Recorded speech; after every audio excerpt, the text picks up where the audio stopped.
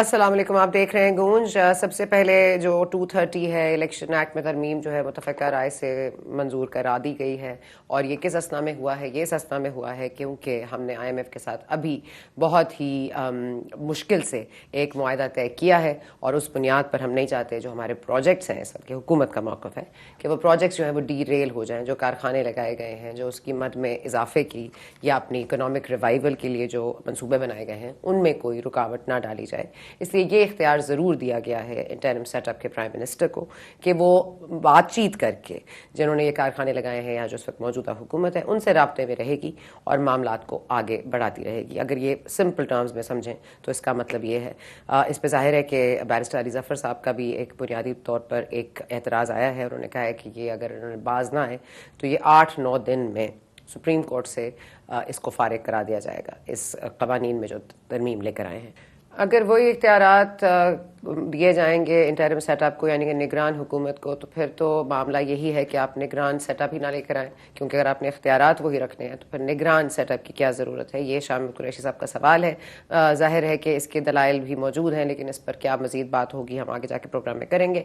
लेकिन साथ साथ आज तोशाखाना में पेश होना था इमरान खान साहब को, चेयरमैन PTI को, और उन्होंने 342 यानी कि 342 के तहत जो उनकी शवाहिद हैं उन्होंने पेश करने थे और शहादतें नोट करनी जानी थी, और जो कि इस वक्त ट्रायल एंड सेशन कोर्ट में जारी है ये अमल। इस पे अब चाहे वो कुछ भी कर लें, अब ये ट्रायल एंड सेशन कोर्ट तो इन प्रोसेस है, ये रोज़मर्रा की कार्रवाई हो रही है। आपको याद होगा जो इस कार्रवाई को कर रहे हैं उनका नाम जस्टिस हुमायूं दिलावर साहब, जिस हवाले से उन्होंने कहा था कि इन जज साहिब को अलहदा कर दिया जाए क्योंकि हम इनके सामने केस अपना नहीं लड़ना चाहते, ये समात इनके आगे नहीं हो सकती। फिर हमने देखा कि आज सुप्रीम कोर्ट चले गए। सुप्रीम कोर्ट में जाके आज ख्वाजा हारिस साहब ने जो दलाइल दी है उनमें यह कहा गया कि हमें इस पर स्टे दे दिया जाए, यानी कि तोशाखाना की जो प्रोसीडिंग्स ट्रायल और सेशन कोर्ट में जारी हैं उनको रोक दिया जाए। और किस लिए रोक दिया जाए? क्योंकि इसके खिलाफ अभी अपील हाई कोर्ट में मौजूद है। अब ये हाई कोर्ट और सुप्रीम कोर्ट में हुआ ये कि उनको अपनी मर्जी का ना फैसला मिला ना अपनी मर्जी का बेंच मिला। आज 2 मेंबर बेंच अवेलेबल था और उसमें जस्टिस याहिया अफरीदी और जस्टिस मुसर्रत हिलाली साहिबा मौजूद थी, और जस्टिस मुसर्रत हिलाली साहिबा की बहुत वाज़ेह मौक़िफ़ था कि ये नहीं हो सकता कि आपने पूरी प्रोसीडिंग्स ऑलमोस्ट फिनिश स्टेज पर आ गई हैं, अब आपको याद आया है कि दायरा कार किस अदालत का किधर कितने तहत है भी या नहीं है। तो ये सवाल टू लिटिल टू लेट हो गया। लेकिन साथ साथ जो जस्टिस याहिया अफरीदी साहब हैं उन्होंने भी यही कमेंट्स दिए कि हम हाई कोर्ट की प्रोसीडिंग्स में मुदाखलत नहीं कर सकते, किसी तरह की हम उनको डेडलाइन नहीं दे सकते। हाँ, हम अलबत्ता ये कर सकते हैं जो आपके मसाइल हैं, यानी कि हाई कोर्ट में जो पोजीशन है कि सेशन कोर्ट ये सुन सकता है, काबिल समात है या नहीं, इसको और बाकी मामलात को जो जस्टिस के हवाले से भी आपको है, यानी कि जज हुमायूं दिलावर साहब के हवाले से उनको भी अगर अलहदा करना है तो इसके मामलात हम ज़रूर कह सकते हैं कि फिर हाई कोर्ट इनको एक ही समात में फारिग कर दे या निपटा दे। लेकिन तब तक क्या होगा ये देखना अभी बाकी है। लेकिन साथ साथ आज हमने देखा है कि एक नया मोड़ आ गया है जी, जो ओपन एंड शट केस था which is Al Qadir Trust case. अब 460 अरब रुपए जुर्माने के मद में जो कि एक केस टाइकून पर जारी था, उस कीमत पर इमरान खान साहब ने क्या कॉम्प्रोमाइज़ किया? क्या चेयरमैन PTI ने काबीना की इजाज़त के बगैर, और क्या वो लीगली ऐसा कर सकते थे? और काबीना को उन्होंने ये बताया था, ये कॉन्फिडेंस में नहीं लिया था। 456 कनाल अराजी ज़मीन उन्होंने क्या अल कादिर ट्रस्ट के लिए नहीं ली थी उसी बिजनेस टाइकून के हवाले से जिनके 460 अरब रुपए जुर्माने का केस जारी था, उसको रफा दफा कराया गया। फिर जो $190 मिलियन वापस आए, तो इस मद में ये जो ब्लैक मनी वापस आया, इसको किस तरह से यूटिलाइज किया गया और इसकी मद में क्या क्या कॉम्प्रोमाइज़ किए गए, क्या वो लीगल थे या वो इलीगल थे? लेकिन इसमें जो PTI एक नया मोड़ उसको दे रही है, और वो ये है कि तमाम तर मामलात में आपको ये दिखाया जा रहा है कि ये जो शुरू होता है केस, वो कहाँ से शुरू होता है? वो शुरू होता है जी नंबर 1 हाइड पार्क प्लेस से, जिसको एक बिजनेस टाइकून, वही बिजनेस टाइकून जिनका हम तस्करा कर रहे हैं, वही बिजनेस टाइकून के बेटे जाते हैं, ये जो हाइड पार्क 1 है, इसको खरीदते हैं। इसमें पूरी जो मनी लॉन्ड्रिंग में ब्लैक मनी रिक्वायर्ड थी वो किसको दी जाती है? ये अब ये जो जायदाद है वो किसकी है? ये नवाज शरीफ साहब के बेटों की है। और ये तमाम तर मामलात अब ये PTI ये कर रही है, ये कह रही है कि ये कैसे कर सकते हैं, इस्तफसार कर रही है कि ये कैसे हो सकता है कि उस हवाले से हमने ना देखा हो और इस एंड पे आप मुझसे पूछ लें कि पैसे कहाँ गए। पहले तो वहां से मामला शुरू होना चाहिए। अब याद रहे जो जस्टिस नैब रिटायर्ड थे, जावेद सत्यपाल साहब, उन्होंने ये कार्रवाई रोक दी थी। अब वो कार्रवाई क्यों रुकी थी, अब जारी क्यों है, क्या उस वक्त गलत थी या इस वक्त गलत है, इस पर मजीद बात करेंगे। लेकिन आज जो सबसे अहम पहलू जो मुझे बड़ा इंटरेस्टिंग लगा और बड़ा काबिल जिक्र है वो मैं करती जाती हूँ, क्योंकि आज हमने देखा कि अमजद परवेज साहब आज सुप्रीम कोर्ट में मौजूद थे जो इलेक्शन कमीशन को रिप्रेजेंट कर रहे थे, और ख्वाजा हारिस साहब मौजूद थे जो पाकिस्तान तहरीक इंसाफ को रिप्रेजेंट कर रहे थे।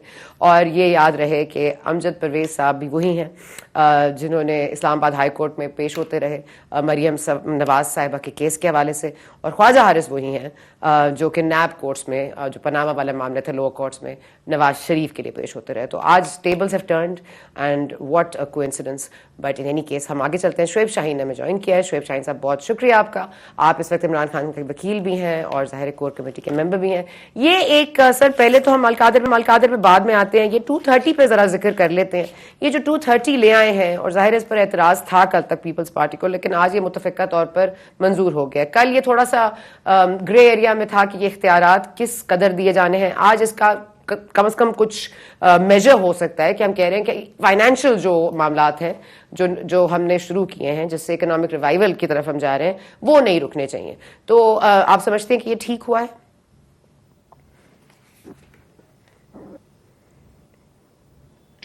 देखें, अगर इनकी बदनीयती ना होती तो मुझे बताएं, डे टू डे अफेयर्स तो ऑलरेडी ये कर सकते हैं। डे टू डे अफेयर्स में जो कुछ आता है दे कैन डू इट।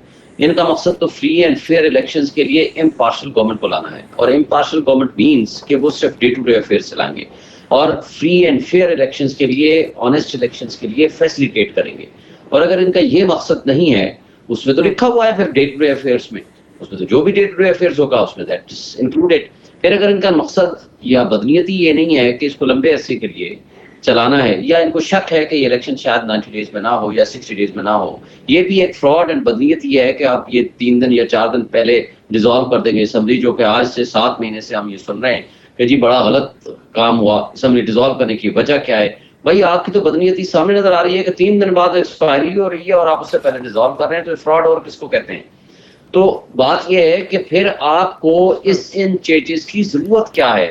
इस पे सुप्रीम कोर्ट ऑलरेडी फैसला दे चुकी है, और मौजूदा जो वजीर खारजा हैं, वजीर दिफा हैं ख्वाजा आसिफ साहब, जो कि मैं पहले तो उनकी शदीद मजम्मत करता हूँ, जो कल उन्होंने खवातीन के बारे में जो अल्फाज कहे, और इससे पहले भी शीरी मजारी के बारे में जो कह चुके थे, और फिर जो उन्होंने इन बिटवीन ओवरसीज के बारे में जो गुफ्तगू फरमाई है, तो मैं समझता हूँ कि इस तरह के शख्स को मिनिस्टर नहीं होना चाहिए, कैबिनेट से निकाल बाहर फेंकना चाहिए। खैर, मैं अब पॉलिटिक्स की तरफ आता हूँ इस एस्पेक्ट के हवाले से। वो गए थे सुप्रीम कोर्ट में जब खुसरो साहब उस वक्त के केयर टेकर प्राइम मिनिस्टर थे। इफ्तिखार चौधरी साहब और उनके बेंच सुप्रीम कोर्ट ने फैसला दिया था। उस वक्त उन्होंने कुछ पोस्टिंग, ट्रांसफर और कुछ पॉलिसी डिसीजन बना लिए थे बलूचिस्तान के हवाले से। उन सबको सेटिस्फाइड किया। वो रिपोर्टेड जजमेंट है Khawaja Asif versus Federation of Pakistan, वो रिपोर्टेड है 2013 SCMR, पेज है 1205। उसका पैराग्राफ नंबर 12 से लेकर 15 स्पेशली इंपॉर्टेंट है, आप उधर उसको पढ़ें। उसमें है कि फ्री एंड फेयर इलेक्शंस के अलावा, ऑनेस्ट इलेक्शंस के अलावा उनका कोई और काम नहीं है डे टू डे अफेयर चलाने के अलावा। और अगर उसमें ये भी रीजन लिखी हुई है कि अगर मेजर पॉलिसी डिसीजंस उनको दे दें तो ये रूह की, कॉन्स्टिट्यूशन की रूह के खिलाफ है। क्यों कि कॉन्स्टिट्यूशन ये कहता है कि तमाम अमूर मुमलिकत मुंतखब नुमाइंदों के जरिए चलाए जाएंगे, तो लिहाजा अमूर मुमलिकत अगर सारे पॉलिसी डिसीजन उनको दे देंगे तो ये अपने टेन्योर को एक्सटेंड करने का कोई ना कोई बहाना तलाश करेंगे और कोई गलत तरीके से अपना टेन्योर एक्सटेंड करने की कोशिश करेंगे, जो कि अनकॉन्स्टिट्यूशनल होगा। तो लिहाजा ये जो है, इसमें मेरा ख्याल ये है कि इसके अंदर ये अनकॉन्स्टिट्यूशनल है, कानून की खिलाफ वर्जी है। और फिर देखें, बात यह है कि 2 हफ्ते भी नहीं रह गए इनका अपना इक़्तिदार, तो आप ऐसे policy decisions, major policy decisions कर रहे हैं कि जो कि कभी पहले नहीं हुई। ज़ाहिर है ये सारी चीजें उससे पहले भी आई हैं। केयर टेकर का मकसद क्या होता है? इनको चाहिए कि आप अपना दिन पूरे करें और उसके बाद आप 60 डेज में इलेक्शन करा दें। 52 डेज में इलेक्शन कमीशन ने इलेक्शन कराने होते हैं, टोटल उनको जो टाइम चाहिए होता है वो 45 डेज में भी कर सकते हैं। तो आप 1.5 महीने 2 महीने के अंदर अंदर आप इलेक्शन कराइए। जिसको जो लोग लेकर आए वो मुंतखब हुकूमत को ये अख्तियार होगा वो कानून में तरमीम करें। जिसको अपना अख्तियार नहीं है 2 हफ्ते के बाद रहने का, तो वो कानून में इस तरह की तब्दीलियां कर रहे हैं कि जो केयर टेकर सेटअप है उसको लॉन्ग टर्म और लंबे अरसे के लिए दे रहे हैं। शाहिद साहब एक सवाल ले लीजिए। अगर एक सवाल शाहीन साहब ये ले लीजिएगा, क्योंकि अगर तो ये चाहते हैं कि वक्त पर इलेक्शंस ना हो और ये लंबा प्रोसेस चले जो इंटरिम सेटअप का है, और उसको कंट्रोल में भी रखना चाहते हैं, तो ये इतने उतावले क्यों हैं कि अब वक्त से पहले असेंबलियां भी तहलील कर दें फौरी तौर पर, जी हुकूमत जा रही है, हुकूमत जा रही है, हमारे कुछ दिन रह गए, हम जा रहे हैं। ये ठीक है आपकी बात कि जब आपके दिन नंबर्ड हो गए होते हैं तो आपको इस तरह की कानून साजी नहीं करनी चाहिए, जो कि इन एनी केस आपके कॉन्स्टिट्यूशन में 2/3 अक्सरियत अगर आपके पास नहीं है तो आप नहीं कर सकते। तो इसमें आपको क्या लगता है फिर ये दो साइड्स क्यों हैं कि एक तरफ आपने इलेक्शन भी नहीं कराने, दूसरी तरफ आपने इक़्तिदार भी छोड़ना है, तो ये दोनों जगह कंफ्यूजन क्यों है? देखें, इनके पास प्लान ए और प्लान बी है। इनको अभी भी शक है कि जिस तरह पंजाब और केपी में हुकूमतें बैठी हुई हैं, ये भी कंटिन्यू कर सकती हैं। तो फिर अगला ऑप्शन इनका ये है कि जो भी हुकूमत आ रही है उनको अगर एक्सटेंशन मिल जाए या वो एक्सटेंशन हो जाए, क्योंकि उनको आज भी पता है कि पॉलिटिकली ये इमरान खान का और पीटीआई का मुकाबला नहीं कर सकते। तो ये उस पर्पस के लिए अपने आप को सिक्योर कर रहे हैं कि जो भी हुकूमत आए वो इस तरह की हो जिनको फ्यूचर में भी प्रोटेक्शन दे सके। इस वजह से उनको वो चीजें बना के दे रहे हैं कि जो आइंदा के लिए इनके लिए रास्ते में रुकावटें ना बने। That is the actual reason behind their mind, और ये बदनीयती है जिसकी वजह से ये करना चाह रहे हैं।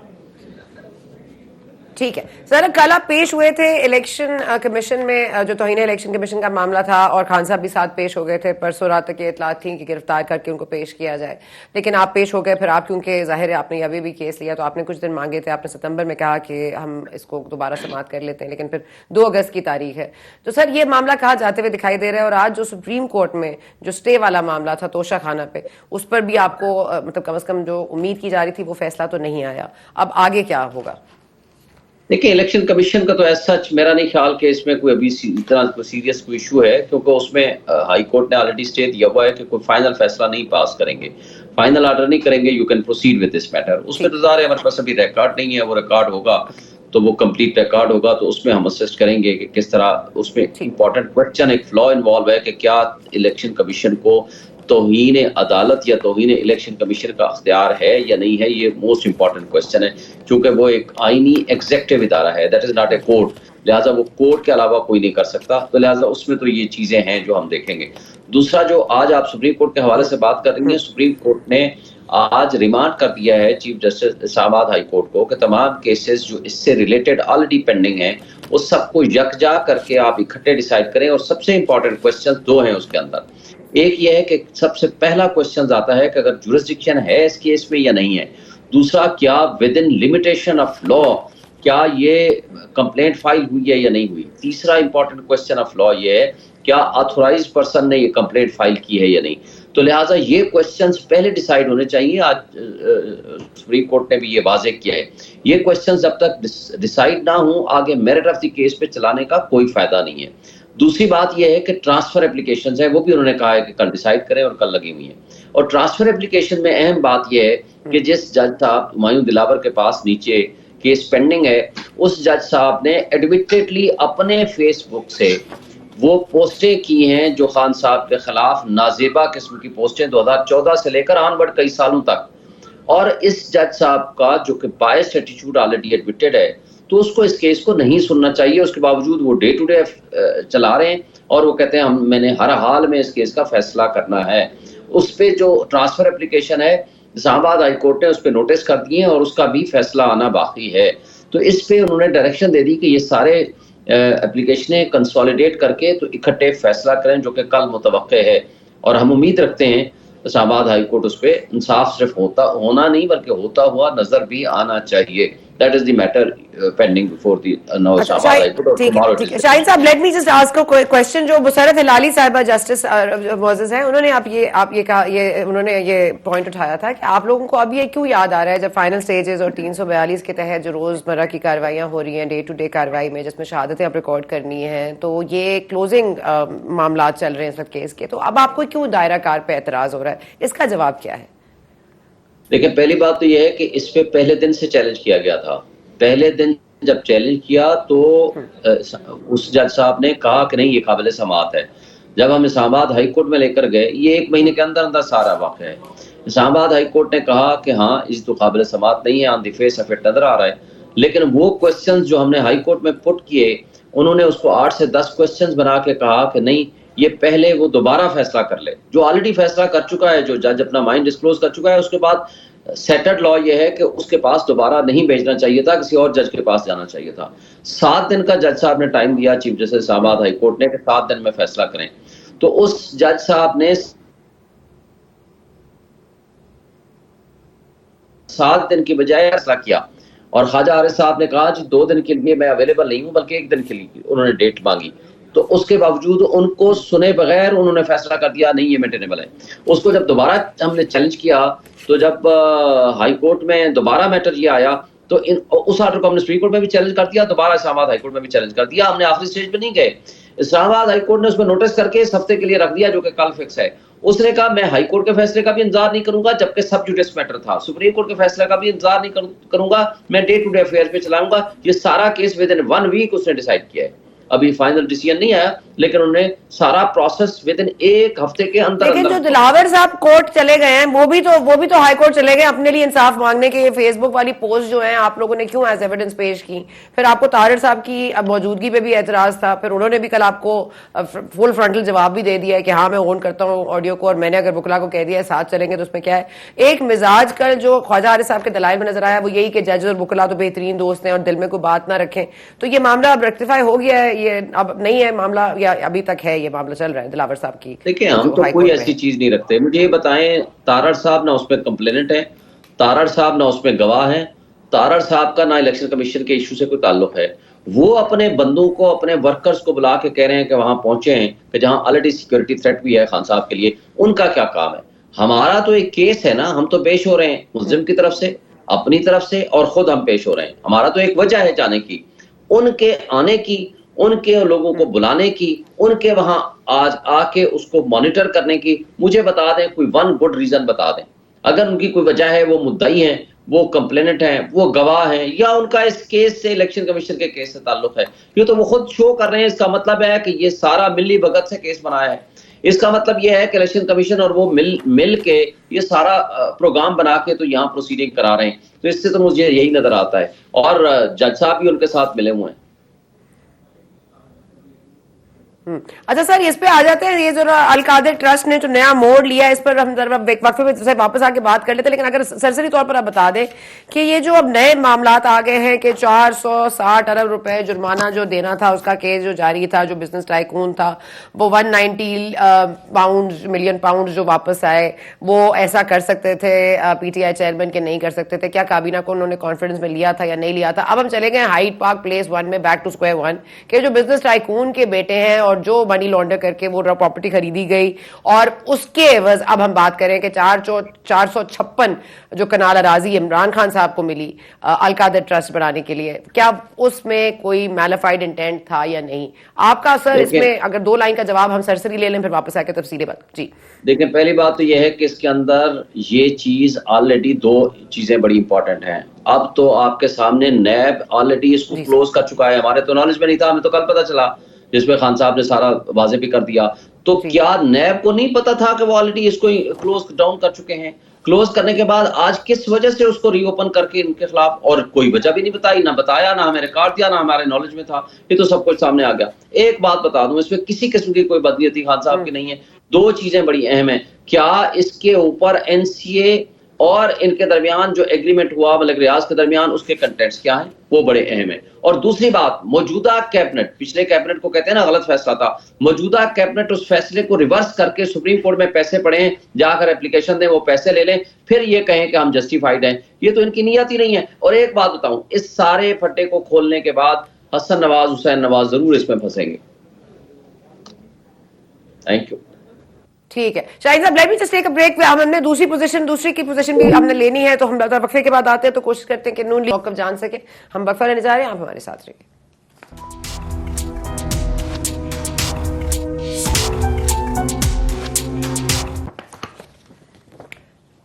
वेलकम बैक जी। हम खुरेब शाहीन साहब से गुफ्तगू कर रहे थे। निहाल हाशमी साहब अब हमारे साथ हैं। वो कुछ जैमस का इशू है, क्योंकि आज 8 मुहर्रम है, तो रस्ते पे जामस लगे हैं, तो फ़ोन लाइन हमारी कनेक्ट नहीं हो रही थी। हमारी DSNG मौजूद है, लेकिन हम उनको देख नहीं पा रहे, लेकिन हम उनको सुन पा रहे हैं। मुमकिन होता तो बहुत अच्छा हो जाता अगर शुएब शाहीन साहब के हवाले से वो उसी वक्त फौरी तौर पर जवाब दे देते, लेकिन अब कोशिश करते हैं कि उन जवाबात का जवाब अब हम ले सकें निहाल हाशमी से। हाशमी साहब, ये पहले तो आ जाते हैं हम आर्टिकल 230 जो ये तरमीम हुई है इलेक्शन एक्ट में।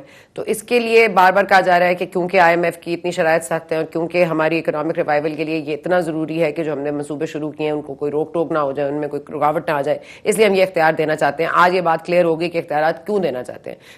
लेकिन अब वो जो पाकिस्तान तहरीक इंसाफ वाले हैं और स्पेशली शाह महमूद कुरैशी साहब हों, बैरिस्टर अली जफर हों, वो कह रहे हैं इसकी कोई स्टैंडिंग नहीं रहेगी कोर्ट में, ये 8 दिन में उड़ा के रख देंगे कोर्ट वाले। एक तो ये अनकॉन्स्टिट्यूशनल चीज़ है, दूसरा गैर इखलाकी भी है, तीसरी बात यह कि क्योंकि आपकी बदनीयती है। आपको क्या, आप इस पर कैसे रिस्पॉन्ड करेंगे? बिस्मिल्लाहिर्रहमानिर्रहीम।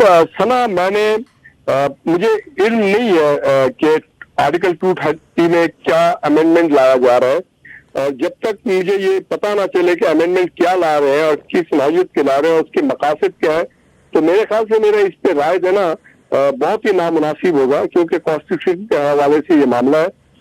तो अगर आप मुझे बता दें कि क्या उसमें अमेंडमेंट लाया जा रहा है तो प्लीज आपकी बड़ी मेहरबानी। मैं बताती हूँ सर, उसमें बाइख्तियार किया गया है आपके इंटरिम सेटअप में, अब बाइख्तियार कर दिया गया है इंटरिम सेटअप में। जो प्राइम मिनिस्टर होंगे उनको ये इख्तियार हासिल होगा। जो मंसूबे लगाए गए हैं, जो मामला शुरू किए गए हैं IMF की मद में, जो तमाम तर जो हमारे इकोनॉमिक रिवाइवल के लिए बड़े ज़रूरी हैं, उनके अंदर रुकावट ना आ जाए बीच में, इसलिए ये इख्तियार देने की बात हुई है और मुत्तफ़िका तौर पर करारदाद मंजूर हो गई है। दूसरा यही कि इलेक्शन कमीशन जो प्रिसाइडिंग अफसरान है वो कभी लेट कर देते हैं, उनको कहा गया है कि 2 बजे सुबह तक आपने ये इलेक्शन रिजल्ट्स देने हैं, और उसके बाद ये भी कहा गया है कि अगर आपको फोन लाइन की सहूलत मुयसर ना हो और आपको फोन के थ्रू आप ना भेज सकें तो फिर आप बजाते खुद पेश तशरीफ ले आएं और फिर उनको ये फॉर्म जमा करवा दें। तो ये मामला तो ठीक है, लेकिन ये जो बाइख्तियार करने वाला है बे इख्तियार को, निगरान सेटअप को अगर आपने इख्तियारात देने तो फिर आप निगरान का तो खत्म ही हो जाता है उसका जो एक्चुअल में जो मकसद है। अच्छा देखिए, ये इसके पीछे इंटेंशन क्या है, ये मुझे इसके अगराज और मकासद मुकम्मल तौर पे नहीं मालूम, मगर मैं समझता हूँ जो हमारे पार्लियामेंट में अफराद बैठे हुए हैं वो काफी सीनियर और सीजन लोग हैं और तमाम पॉलिटिकल पार्टीज जो है वहां पे वो मौजूद है। अगर पार्लियामेंटेरियन महसूस करते हैं कि पाकिस्तान को सही तौर पे चलाना है और पाकिस्तान को चलाने में अगर कोई हर्डल्स आ रहा है या इदारों में कोई प्रॉब्लम हो रहा है, तो वो अगर उसके बेहतरी के इंटेंशन, देखिए हमेशा कानून साजी होनी चाहिए विद ए गुड इंटेंशन। अगर इंटेंशन ठीक है तो मैं समझता हूँ कानून साजी हमेशा होती रहती, कानून कभी जामिद और साकित नहीं रहता, हमेशा कानून में एक्सटेंशन है, इसकी गुंजाइश रखी गई है, तभी अमेंडमेंट की कॉन्सेप्ट। अदरवाइज जब कॉन्स्टिट्यूशन बना था तो उस वक्त भी ये बात हो सकती थी कि जी इसमें अब फर्दर कोई अमेंडमेंट नहीं होगा। इसीलिए पूरी दुनिया में कानून साजी का एक डोर हमेशा ओपन रखा गया है, इवन कॉन्स्टिट्यूशनल अमेंडमेंट हो या नॉर्मल बिल हो या एक्ट की सूरत में हो। तो ये सर मतलब ठीक है, कॉन्स्टिट्यूशनली तो आप कर सकते हैं, लेकिन again when your days are numbered और आप इस तरह की कानून साजी करते हैं, जाते जाते आप बिला वजह में एक वैसे भी मामला होता है ये निगरान सेटअप कितना न्यूट्रल है, कितना वो फेयर और फ्री इंतखाबात कराने में कामयाब होता है। अब इसमें एक पहले से डिबेट शुरू हो जाएगी कि जी बाइख्तियार क्यों कर रहे हैं, तो ये बिला वजह की एक चीज नहीं है। और ये कोर्ट में अगर चले गए PTI वाले तो फिर क्या इसका फ्यूचर होगा? देखिए ये तो कबल वक्त कहना है कि इसका फ्यूचर क्या होगा, इसके अगराज और मकासद क्या है। सारी बात है कि मैं समझता हूं कि अगर आप यहाँ पे पार्लियामेंटेरियंस को बुलाते तो वो ज्यादा मुदल्लल तौर पे बात कर सकते थे कि उनको जरूर पार्लिमानी पार्टी की मीटिंग में ये बात दावर कराया गया होगा कि वो क्या अगराज और मकासद है और किसके तहत और कौन सी मजबूरियां हैं, क्या हमारी माशी मजबूरी है, क्या हमारे इलेक्शन के कवायद के हवाले से मजबूरी है, क्या हमारी इंतजामी मजबूरी है। तो वो मेरे ख्याल से उसको, और शायद हो सकता है कि 2-1 दिन में, आने वाले दिनों में ये आया हो के सामने आ जाए कि उसके अगराज और मकासद क्या थे।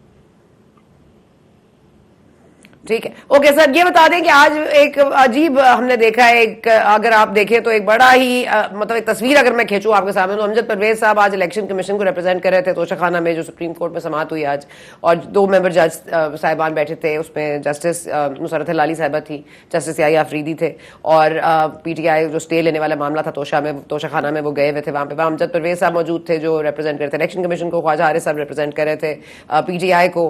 और आपको याद होगा कि अमजद परवेज साहब कभी मरियम नवाज साहब को रिप्रेजेंट करते थे, ख्वाजा हारिस साहब आपके नैब लोअर कोर्ट्स में तमाम पेशियां पनामा के हवाले से उन्होंने भुगताई हैं। तो ये एक बड़ा अजीब मोड़ आया है, लेकिन उस पर बावजूद आप देख लीजिए कि एक नया मोड़ तो अलकादर में भी आ गया। इस पर आप क्या कहिएगा कि 460 अरब रुपए जुर्माने के जो मामला थे वो कैसे खत्म हुए टाइकून के? आज वो कह रहे हैं जी हाइड पार्क प्लेस 1 पे कार्रवाई शुरू की जाए, कि वो कैसे अटेन किया गया, फिर एनसीए क्यों इन्वॉल्व हुआ, और फिर ये जो 456 कनाल अराजी जमीन है इसको भूल जाइए। तो ये नैब का केस पहले था, बंद हो गया था, अब खुलने जा रहा है। तो ये आप जहां से भी पकड़ने की कोशिश करते हैं, तोशा खाना ओपन शट है, अलकादर ओपन शट है, लेकिन उसमें से कोई और ओपनिंग ही निकाल लेते हैं पाकिस्तान तहरीक इंसाफ वाले। देखिए, तहरीक इंसाफ वाले अपने साथ इंसाफ नहीं कर रहे हैं, वो साफ जाहिर होता है कि उनकी बदनीयती है और वो पाकिस्तान के अवाम को भी गुमराह करें। दूसरों के ऊपर शक की उंगली जब आप उठाते हैं तो सबसे पहले अपने दामन को साफ करें, अपने आप को देखें कि आप इस पैराए पे, इस बैरोमीटर पे कितना पूरा उतरते हैं और आपका इसमें माजी हाल और मुस्तकबिल क्या है। तो मैं समझता हूँ कि पीटीआई वाले तो एक टाइम कंज्यूम करें और वो मैं ना मानू वो सियासत नहीं कर रहे, कोई उसूल की नहीं कर रहे, इंसाफ नहीं कर रहे, एक फर्द वाहिद को वो बचाना चाहते हैं और शायद उसके पीछे यकीनन कोई हिडन एजेंडा भी होगा। वो हिडन एजेंडा जो हमें नजर नहीं आ रहा है, वो हिडन एजेंडा जिसमें इजराइल पाकिस्तान के ह्यूमन राइट पे क्वेश्चन करता है, वो हिडन एजेंडा जिसमें पेड जो मीडिया के पर्सन है वो इसको डिस्कस करते हैं, वो हिडन एजेंडा जब वो कहते हैं कि ह्यूमन राइट वायलेशन हो रही है, वो हिडन एजेंडा जब वो देखते नहीं है कि पाकिस्तान की मईशत कहाँ पे चली गई है, वो हिडन एजेंडा, वो सारी चीजें आज खुल के सामने आ रही है पीटीआई की शक्ल में। वो साफ जाहिर हो रहा है जिस तरह से उन्होंने 4 सालों में पाकिस्तान को बहुत पीछे कर दिया, लोगों के जात पे हमले से दरेज नहीं किया उन्होंने, इदारों पे हमले से दरेज नहीं किया उन्होंने। तो मैं समझता हूँ कि पीटीआई को डिस्कस करना पाकिस्तान की आवाम की तौहीन है, पीटीआई को डिस्कस करना जमहूर की तौहीन है, पीटीआई को डिस्कस करना पार्लिमानी निजाम की तौहीन है। कि जो लोग कहते थे कि इस अवाम को आग लगा दो, लानत भेजते इस अवाम से, वो किस मुझ से फिर इस अवाम के बारे में और पाकिस्तान के जमहूर के बारे में सियासत की बातें करते हैं। बहुत अफसोस का मुकाम है। जो लोग नारे लगाते हैं जला दो, गिरा दो, मार दो, मर जाओ, जो शख्स कहता है कि पाकिस्तान पे एटम बम गिरा, चले हम उनको डिस्कस ना करें। ठीक है, ठीक है, ठीक है। आजमी साहब बहुत शुक्रिया आपका, आपने ज्वाइन किया। आप अपना इवेसिव सा जवाब है आपका, लेकिन ठीक है, अगर ये तौहीन है तो फिर तौहीन के ज़मरे में कौन कब कब आता है ये जानना बाकी रह गया है। लेकिन अभी हमने ज्वाइन किया मुस्तान नवाज खोखर साहब ने, साबिक पाकिस्तान पीपल्स पार्टी के सेनेटर भी हैं, सियासत में एक रीइमेजिनिंग पाकिस्तान के हवाले से हमने बड़ा देखा, इनकी एक तको नजर आई। खोखर साहब बहुत शुक्रिया आपका। एक तो पहले मैं आपसे ये 230 वाला सवाल आपसे भी यही है, क्योंकि आप भी पार्लियामेंट मौजूद नहीं है निहाल हाशमी साहब की तरह से, लेकिन आपका कोई ओपिनियन है इस पर? आपको लगता है कि ये स्ट्राइक डाउन हो सकता है, इसमें कोई बदनीयती इन्वॉल्व है? शुक्रिया। मेरा ख्याल है 230 के ऊपर स्ट्राइक डाउन तो शायद बाद की एक सिचुएशन है जो डेवलप होगी, लेकिन पार्लियामान के अंदर और जमातों के अंदर से खुद भी आवाजें उठी हैं। जिस तरह रजा रब्बानी साहब की एक जानदार आवाज है वो भी उठी, और बहुत से इंडिपेंडेंट जो एनालिस्ट हैं जो कानून और आइन पर नजर रखते हैं, उनका भी ख्याल था कि ये आइन के स्पिरिट की खिलाफ वर्जी है कि आप निगरान हुकूमत के हाथ मजबूत करें और उन्हें उससे बढ़कर इख्तियारात दें जो उनके पास नहीं होने चाहिए। आइन की रूह तो यही है कि सिर्फ जो इलेक्टेड लोग हैं वो तमाम इख्तियारात को इस्तेमाल कर सकते हैं, अनइलेक्टेड लोगों को एम्पावर करना। और आज की मखसूस सूरत हाल में तो शायद हम एम्पावर करके खुश हो जाएं, लेकिन फिर बाद में जो केयर टेकर गवर्नमेंट्स बननी है, आप अगले 5 साल को, 10 साल को, 15 साल को अगर सामने रखें, तो इस तरह की एम्पावरमेंट वो ठीक नहीं है, ना ही वो डेमोक्रेटिक प्रिंसिपल्स के ऊपर पूरा उतरती है और ना ही उसके सियासत के ऊपर अच्छे असरात मुरतब होंगे। लेकिन रजा रब्बानी साहब की बिल्कुल जानदार आवाज है, लेकिन वो हैं तो अकेले ही इसमें, तो कैसे आप सोचते हैं मामला आगे बढ़ेंगे? लेकिन that said sir, Pakistan Peoples Party is in an awkward position.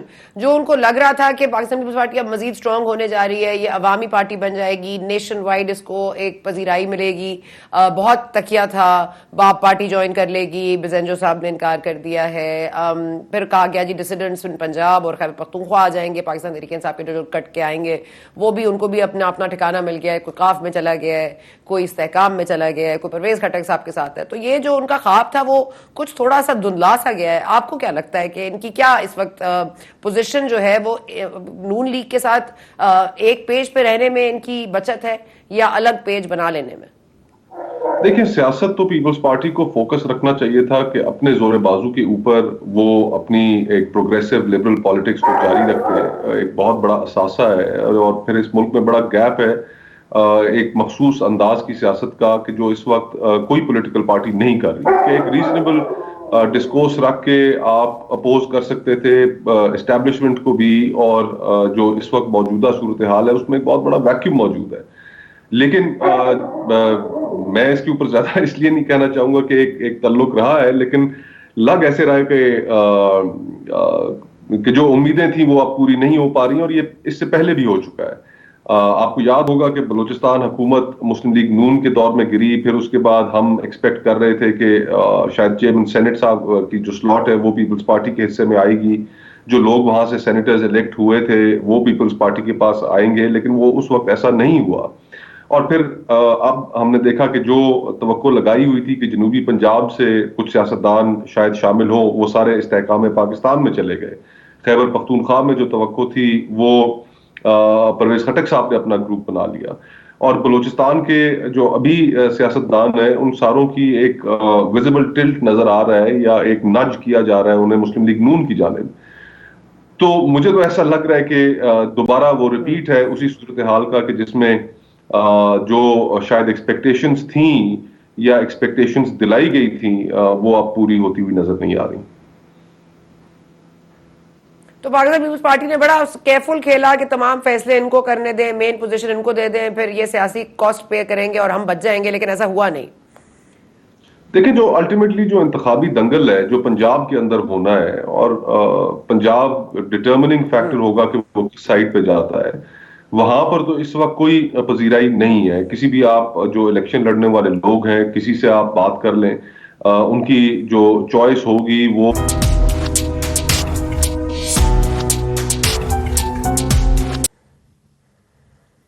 Welcome back. Pakistani सियासत में कोई भी चीज़ हतमी तौर पर नहीं कही जा सकती। The only thing certain in Pakistani politics is that and the certain uncertainty will continue. अब ये अनसर्टनिटी कब तक कंटिन्यू करेगी, लेकिन आज रज़ा रब्बानी साहब जो कि पाकिस्तान पीपल्स पार्टी के सेनेटर हैं, उन्होंने बड़ी तगड़ी गुफ्तगू की, और he was the loan voice जिन्होंने कहा कि ये इख्तियारात का जो इख्तियार दे रहे हैं आप निगरान सेटअप को, ये बिल्कुल भी गैर कानूनी है, और इसके जो नताइज हैं वो हमने जब भी ऐसा किया है हम इसके नताइज भुगतने पड़े हैं। साथ साथ उन्होंने कहा कि बार बार जो प्राइम मिनिस्टर शहबाज शरीफ साहब हैं उनको बार बार MD IMF से बार बार बात करनी पड़ी, ये उनके स्टेटस से बेनीथ बात थी और उनको ये नहीं करनी चाहिए थी, और ये करना पड़ा उनको। और तीसरी बात उन्होंने कहा कि ये कहाँ होता है कि IMF आके सियासी जमातों से मिले और पूछे कि क्या आप हमारे जो एड हम दे रहे हैं उसको सपोर्ट करेंगे या नहीं। तो उन्होंने इस बात को बिल्कुल कहा है कि ये मुदाखलत है एक तरह से, और हम मुदाखलत पहले हमारे